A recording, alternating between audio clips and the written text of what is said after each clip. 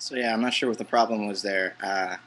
Literally an information overload in the camera or the video on my screen froze. I wasn't sure if it was still recording, but um, it's interesting just to think about the way that the camera, the aperture restricts the amount of light that can be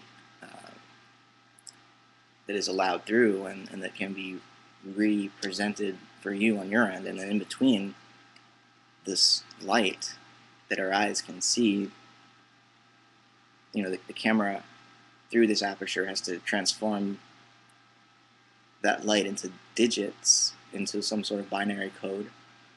And in the process, I think the wholeness of the horizon, you could say, um, the integrity of the hypersphere, which the four-dimensional sphere, which um, a topological understanding of our universe might suggest that we are, that the Earth is, and that the Sun is.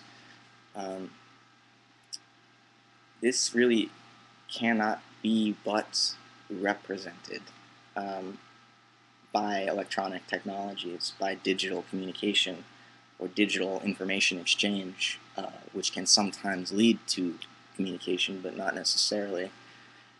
Uh, and I think, what you're doing, Corey, by engaging YouTube in order to critique it, a sort of internal subversion of the medium itself, is very important, because it's almost as though YouTube either swallows those ultimate forms of uh, technology, of communication technology, namely the voice and the face. If we don't have voices and faces like yours, Corey, then I think this medium would swallow and compress and fragment the sole remaining source of soul in our technological age, which is face-to-face communication. That's, if there is to be something sacred, that is what is sacred in our society, and I think our technologies reflect that. I mean, think about Facebook. We want to be able to immediately contact through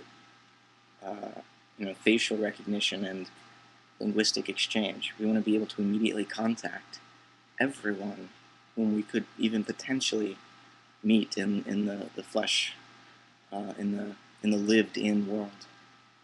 We want to be open to all of that possible connection, and as a result, we often become very susceptible to losing all real connection. But it isn't necessarily so, and I think this sort of culture jamming that Corey, that you're offering on your YouTube channel, to subvert the dominant culture of this medium, is very significant and very important, and it stands out. And hopefully, if the right kind of attention is drawn to it and the right sort of context,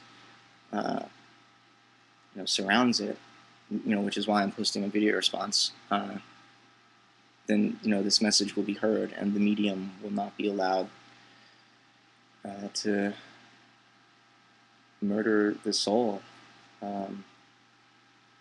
because there is a great potential for true communication to take place through this medium. There's the potential for a sort of public, democratic discourse to reemerge, which it's sort of in the developed world, when television emerged on the scene, public discourse just sort of fell away, and politicians were able to manipulate mass consciousness so much easier through effective advertising on television and on the radio, of course.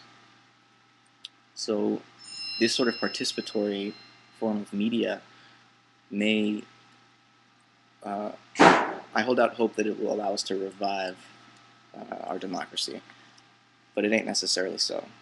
But let's try. Yeah, thanks for listening.